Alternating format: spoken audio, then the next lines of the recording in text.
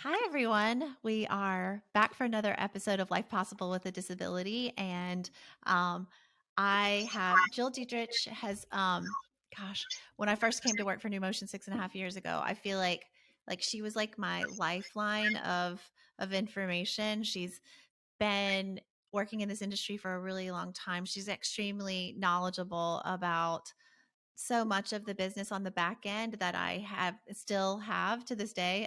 No idea exactly how it works. And so that's why I wanted to have Jill on. Welcome, Jill. Hi, thank you.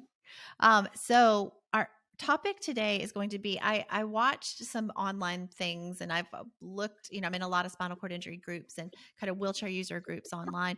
And I think that there's some understandable sort of misconceptions about acquiring a custom wheelchair, a piece of custom equipment, whether that's a powered wheelchair or a custom lightweight manual chair, and about the billing. And so we kind of titled this, Jill and I were trying to come up with something.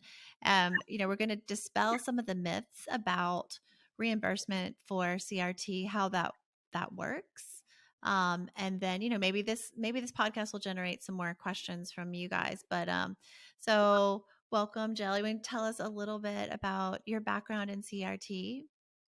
Thank you again for having me, Karen. I've been in the CRT industry, and I say that because I think when I started, CRT wasn't even really an acronym at the time, but for 26 years now, and began really in a customer service role, just working, the front end of our business and communicating with our customers, and gradually worked into billing and the complexities of insurance navigation and medical documentation, and was in just several different roles within our organization for many years, in those particular departments. And then about 4 years ago, I have moved into the front part of the business again, into the sales, working with our assistive technology professionals in Louisiana, Mississippi, Alabama, Florida, kind of panhandle area.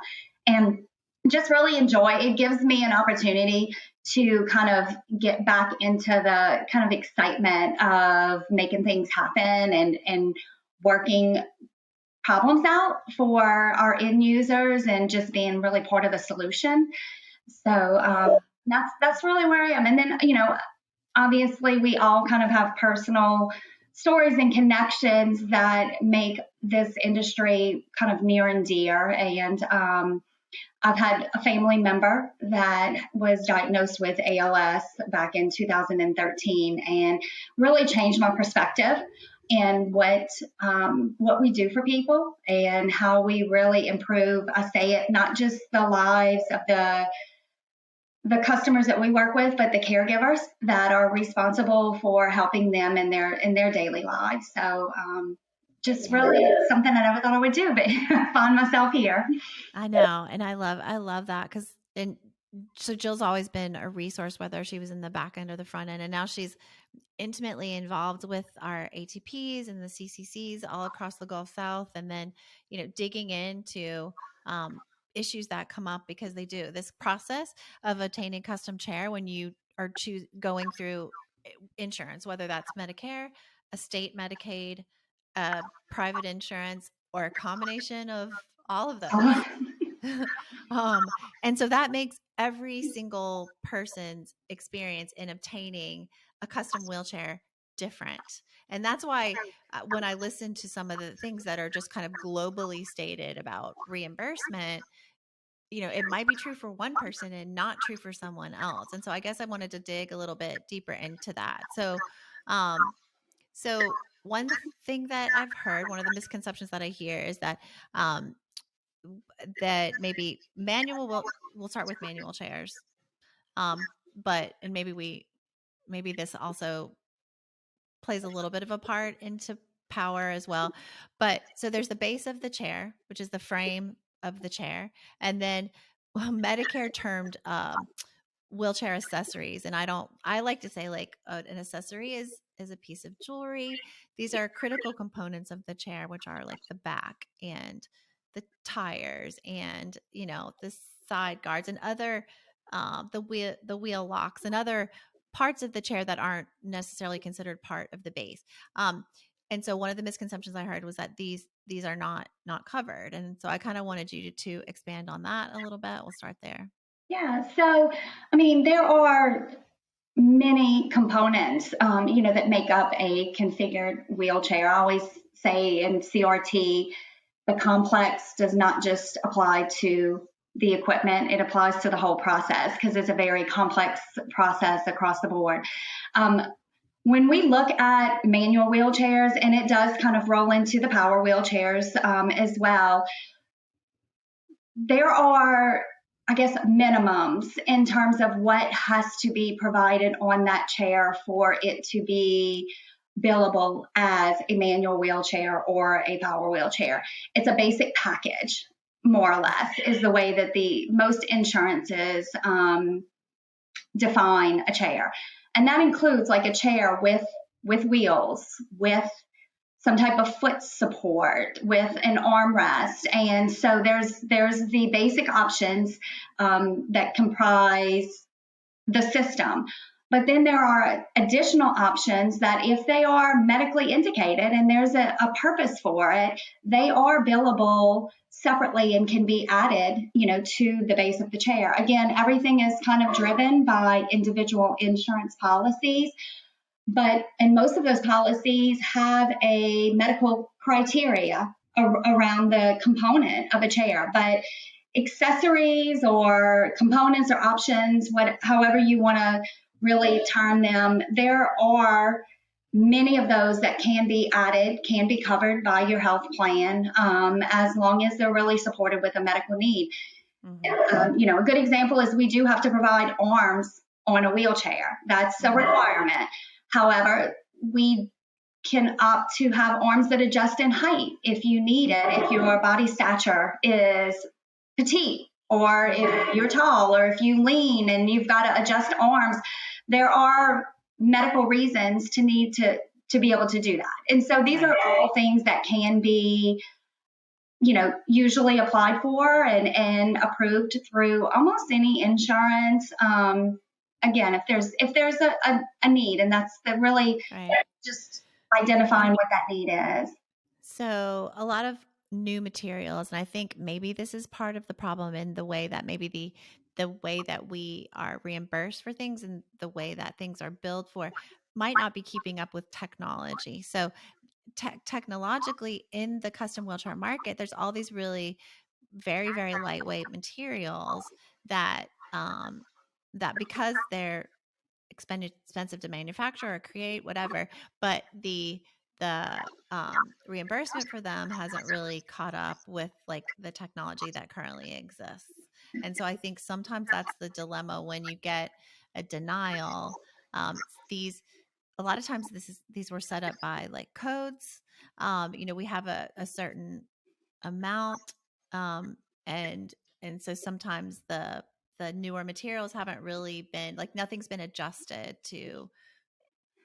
That's part of the problem. Yeah, I think, definitely we battle this, and it's a good battle because technology is advancing every day, and it's just trying to get the information out to, to Washington, to our legislators, to really the decision makers with all of these insurance plans on what is the benefit of different frame material, or just different technological advances with power wheelchairs and options and programming that is now available that 10 years ago we never would have thought would be within our grasp. So talking about some of the lightweight frame construction with a base package like we kind of talked about with manual wheelchairs, there's no differentiation in what that wheelchair frame is constructed out of. So whether it be a lightweight aluminum or a titanium or carbon fiber, most insurance plans, and again I say most because there's a lot of different plans out there that have the ability to adjust their thinking and make considerations. Most insurance plans don't look at this point in time at the material as a anything an option. right. They haven't established really a medical necessity yet for a frame construction change, or to provide something that is a little more durable and a little more lightweight than, So a person with a similar diagnosis and desiring a similar type of product, right, right. might get a different answer, like from one health plan to another. Absolutely, absolutely. They can, every chair configuration, every health plan, and every consumer of the product, there's always, a situation where what applied to one may not apply to the other. So there's definitely opportunities for individualized health plans that will look at things differently. There's a lot of community resources out there, what we, tend to call alternative funding through, spinal cord injuries, trust funds, and rehab services. Vocational rehab. There are some Medicaid plans that, depending on the plan, may consider, because they're not always confined to maybe in-home requirements. And I think most health plans that look at in-home requirements kind of provide a bigger barrier to access to all of these new advances. We're about to wage war on the in the home rule, because I kind of got a little bit of a history lesson last night from a therapist that's been around since like the 70s, talking about how that even came to be and how it's been misinterpreted. The people that get prosthetics and orthotics don't have an in the home rule. Right. They get to use prosthetics that are specifically to be in the community. community. Well, we would like to do the same. I don't know if you've met me, but I'm not living my life in my house. Right. Anyway, that's a whole other thing. But we did touch on the fact that advocacy, like getting involved with organizations like United Spinal, or Christopher and Dana Reeves Foundation, or whether you have MS Society, all of these larger organizations that have a voice in DC, going out and joining a coalition of people who can go in and educate the legislators about why certain materials are beneficial. Like, if I have a titanium chair with carbon fiber, my shoulders are going to last a lot longer, and I'm going to be able to use a manual chair for longer and not switch to power. Eventually, when my shoulder joints are all worn out because I've been hauling this heavy chair in and out of my car 8 times a day for the last 34 years, I'm going to have to switch to a power base. They don't know that unless you tell them. So anyway, if you want to get involved in advocacy stuff, look me up. So I can point you in the right direction. You're always looking for somebody to road trip, huh? Yes. Oh yeah. Whether we can do it virtually now, or we can do it on the road one day again. So when people get confused also about looking at their EOBs, or explanation of benefits. Now, whether that comes to a wheelchair, or like we had just described, also that could be the labs that you had, or like a medication. I had COVID recently. They were worried about blood clots. I went to go had a prescription, wanted to find out what my out-of-pocket cost was going to be, and the drug, they said the cost was like $1,000. My copay was $25.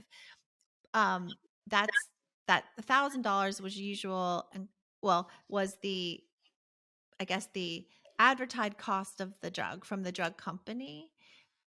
They're going to only get reimbursed by my insurance company for a small fraction of that. And that's kind of like the way the medical pricing happens. And it really isn't ever the amount that the supplier actually gets reimbursed. So can you kind of? And I think one of the big myths probably around that is, as a healthcare provider, we are not very often surprised when we receive the payment from the health insurance plan as to the amount that we're getting paid, unless, obviously there's erroneous claims that go in, and something that gets keyed in wrong, or errors. But we know what our established rates are, and with every insurance that we work with, we've entered into like a contractual agreement on what we will be paid for services, and kind of agree to the terms and the rates of that contract. So the healthcare industry over, decades has just evolved into this process of what we call kind of usual and customary charges or supplier charge or, our billed rate. It's always an inflated rate. It's the same when you go into the hospital. It's, your doctor's office visits. Every aspect, I think, of healthcare works from a usual and customary or billed charges. Those rates are elevated really to just cover the broad scope of any contract that we would enter into. Or in many instances, the request is from the payer. It makes it easier for the health plan to kind of work off of a bill charge system and unilaterally, apply rates then. So it's not, we don't expect to receive 3 times the amount of what something is advertised on the internet for. We know that it's a fraction of that amount that will truly get paid. And, one of the things, as Karen and I were just kind of talking about all the different ideas for what we could discuss in this podcast is, as a consumer for complex rehab equipment, it is really just advantageous to have really open discussions with your provider on what is this going to cost me. We know what we're going to bill to the insurance, and we have a general idea of what we expect to get paid. And from that, we can apply your individual plan to the reimbursement and give a pretty good estimate of what an out-of-pocket, should be. But I think it is definitely a misconception that we just overinflate these rates kind of on a hope that we might get that, thinking that we'll make all this additional money, but it's really not the way the system works. So it makes us not different from, like you said. I think it's this is happening every time you go into the hospital, every time you have a lab drawn, every time you order a medication or you get a custom wheelchair. It's kind of the same process that things go to. Because I look at those explanation of benefits and I'm like, what are they talking about? Like, It looks very confusing. The other thing we talked about was that, so we have contractual obligations and we also follow Medicare guidelines when we are billing through these different entities, and they have rules about how we do it. We have to have an evaluation done by a therapist and a certified ATP. We have to go through all of these steps, processing all of this, and then hiring the ATPs and sending them out to, whether it's done in the community, it's a hospital, or whether it's done in your home. We hire a bunch of people to process all of this paperwork, right? So that we can follow all of the guidelines that are in these contractual obligations that we have with different payers. When you order something off of the internet, like, you're bypassing that whole process, right? So you're just buying it direct. There's through an online company. So, that is a lot of time the difference between ordering through your insurance and going through a supplier versus just ordering direct off the internet. And I think people will ask me a lot of times, like, I have a Tech RMD. Numotion used to sell the Tech RMD. And then you could buy it for less directly off the internet.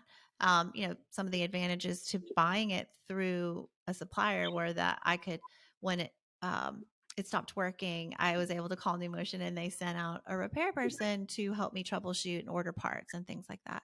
If you're order direct, like, you're on your own. But I think, can we talk about that a little? Absolutely. And I mean, there's definitely a great opportunities for being able to order direct on, with online businesses now that people weren't afforded at one time. So there's a place for both. There's a place for the kind of the freedom to go online, put your credit card in, buy what equipment you want, have it shipped to your home, and have a completed transaction. There's a benefit from working with a CRT provider and bringing in the level of expertise that comes along, with the CRT industry. And many years ago, again, the Center for Medicare and Medicaid Services kind of revamped their wheelchair policies. And when they did a revamp of the policies, they were very specific to add requirements for equipment that they would purchase, on behalf of their beneficiaries. Certain pieces of equipment require the participation of an assistive technology professional that is employed by the provider Right. providing the service. And so with that requirement, it has caused providers to have to up their game and really improve the level of knowledge and expertise that our employees that are direct facing with our consumers have.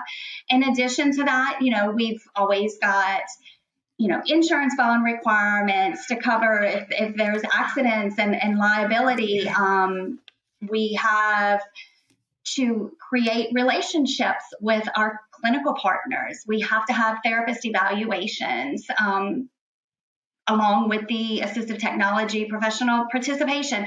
So there is just a lot of overhead and guidelines that we have to follow. And it's a good thing because it ensures that when you get that piece of equipment, you have a reputable company that you're working with that is providing you all of the layers of knowledge from both the provider side and the clinical side.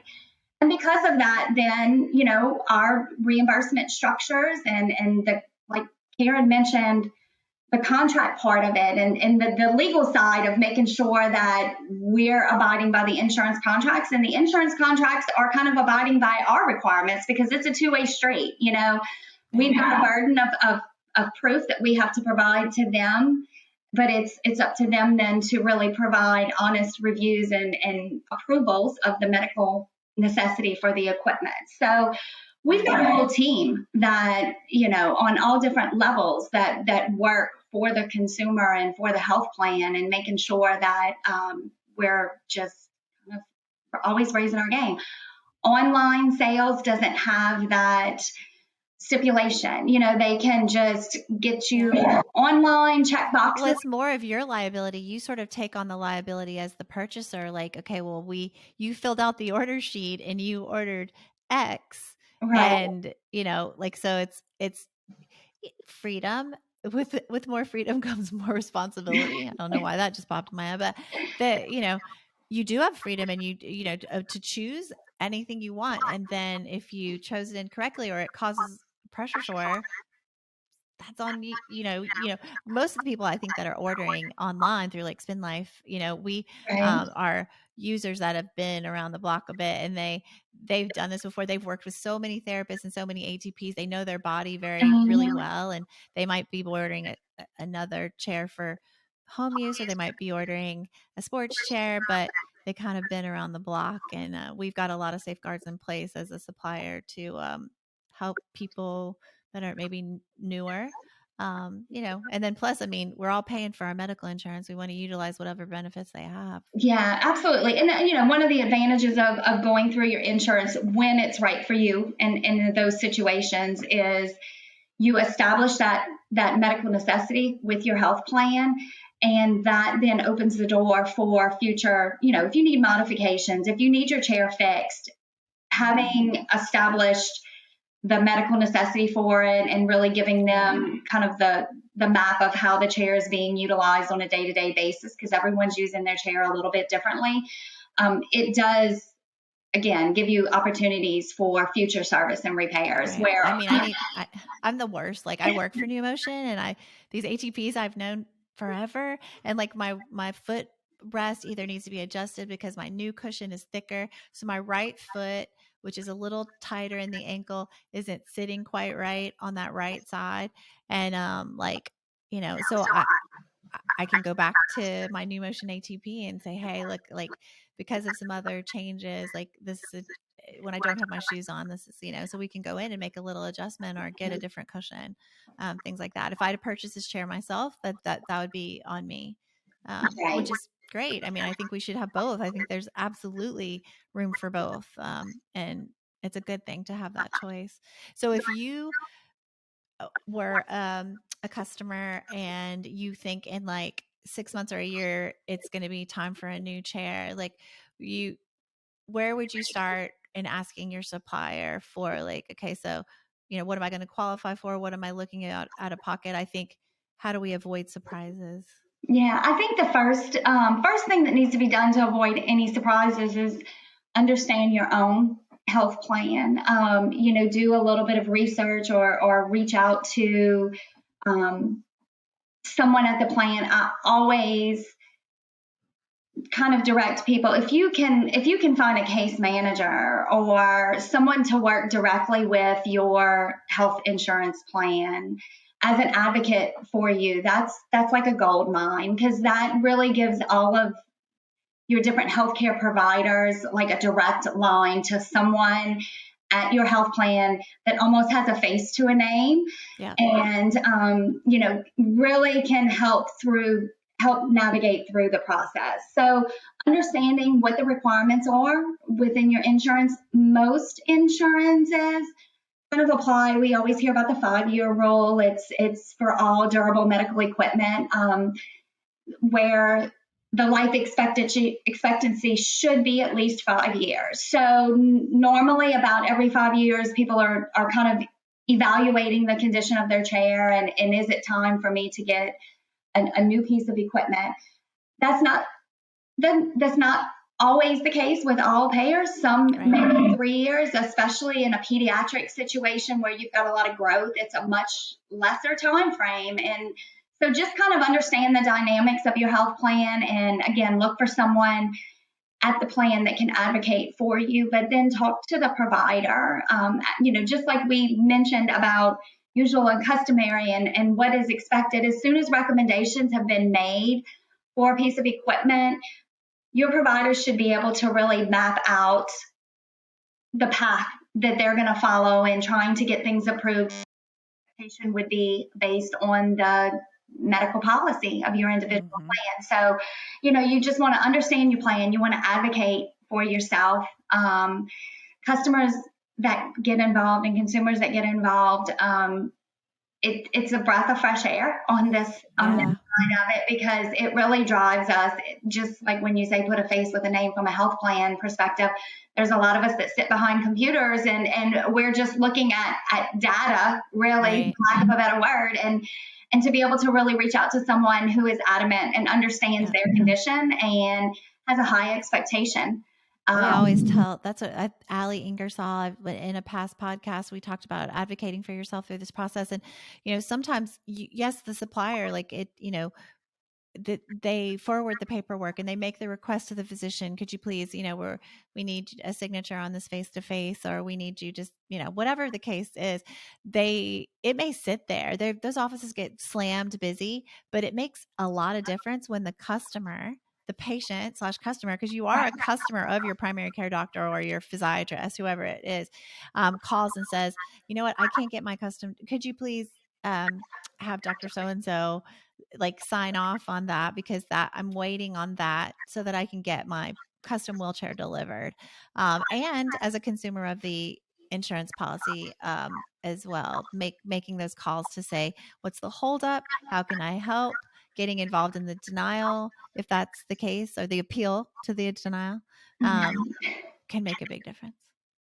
Definitely. And then, communicating, like you just said, communicating both with your physician's office or your therapy clinic, but communicating with the provider as well, and making sure that you're understanding kind of what's going on every step of the way is the best way to get positive results. And we try to do the same. We try to keep everyone informed throughout the whole process. So how do we do that? For our My Numotion app, but funny how it just rolls into that. I know, right? Nice job, Jill. Couldn't have planned that any better. But no, we have a new app, and I say new. It seems like yesterday, but it's probably been about 2 years now. That really, it allows our customers to engage daily with the process and with the progress of their order, ask questions, reach out to our staff, and get Yeah. answers and let us It's know if it's additional. Yeah. I yeah. like to do like, cause if you make a phone call, there's, that's one avenue, but having like another avenue in the process where you can leave messages. And I've gotten to the point now with like the My Chart apps that with my different physicians, like I, if I want to get a question to the doctor rather than call the nurse who just got like 150 calls, I'll go directly into My Chart and communicate with my physician like that. Yes. And that's kind of what the My Numotion app allows as well. It does. And that's a great opportunity. A lot of times we may not have answers right off the bat. We have to kind of research what's going on. Where are we with the insurance? When is the last time we followed up? Or, just a little bit of digging. And so Digging. when you can throw a question in a chat and give that representative just a few minutes to kind of gather thoughts and get an update, you're going to get probably a much more articulate response Yeah. and a clarification, really. Right. Yeah. And yeah. Well, I think, Jill, thank you. I think this has been like really informative. I continue to learn. I'm still kind of like in awe of all there is to know, having been on the case manager side of things and the customer side of things, and then to be within Numotion and try to understand the process. It's extremely complex. It's constantly changing. But like your expertise is really valuable. And I am so thankful that you joined us today. Um, so, I appreciate it. yeah. We And need if you guys have any other questions, like this may have like spurred on some other thoughts. Like I'm sure I could convince Jill to come back. it. Anyway, thank you so much. And Thank you. all right, see you next time. All righty. Bye, Karen.